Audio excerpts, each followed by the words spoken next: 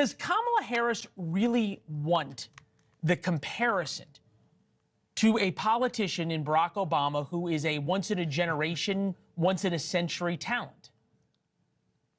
He's not an easy act to follow. You're quite right about that, Leland, but he's not there to change people's minds.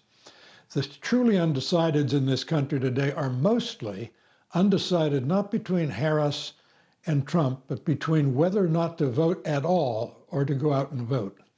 So what he's out to do right now is turnout. It's all about turnout between now and November 5th. And what they are particularly eager to have him energize the African-American vote, particularly young black men who are showing a distinct lack of enthusiasm for the election this year. Congressman Glenn Ivey of Maryland coming up on just that single demographic, young African-American men. We saw so much enthusiasm, and you and I talked about this from the end of July when Joe Biden dropped out through the convention in Chicago. And I'm wondering how much we're now realizing that enthusiasm was not so much for Kamala Harris, but was for the idea that someone could beat Donald Trump. And now when that is being called into question, the enthusiasm for her dies out. Well, I think that's right, because it's hard to know what you're being enthusiastic for when you're enthusiastic for Kamala Harris, who has changed so many of her views. Leland, I thought you had a hilarious clip there from the Colbert Show. She says, "I'm not Joe Biden, and I'm not Donald Trump."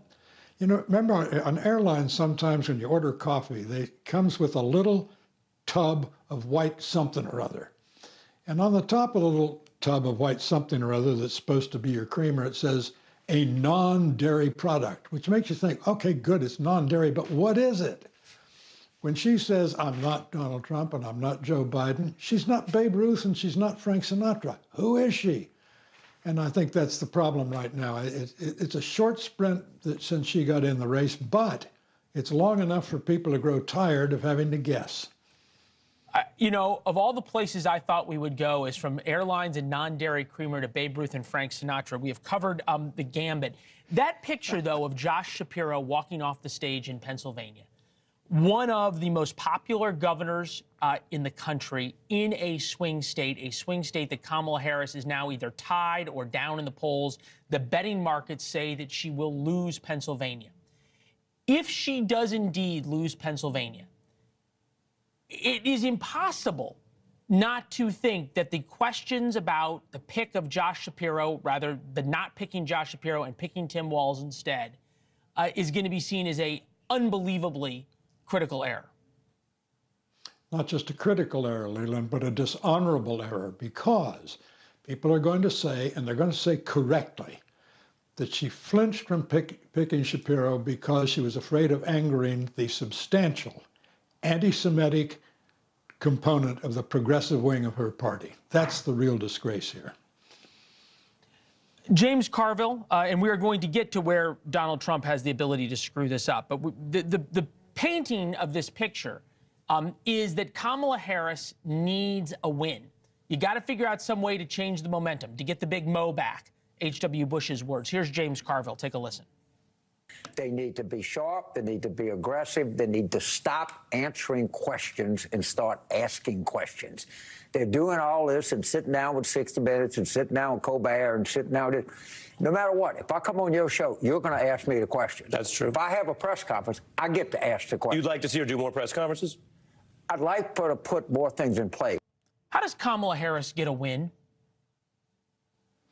She's going to win, I think, Leland, if the Trump campaign makes the considerable mistake of not locking him in a closet between now and November 5. The more he talks, the more unhinged he seems, and the more he's apt to say something really strange. The other day, Leland, he said, in the debate with Kamala Harris, the crowd in the hall at the debate was just rapturous about how well I've done. There was no crowd. Oh, I was there, I know.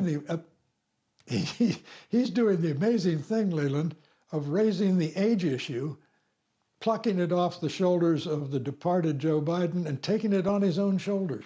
Thanks for watching. Go to joinnn.com to find NewsNation on your television provider.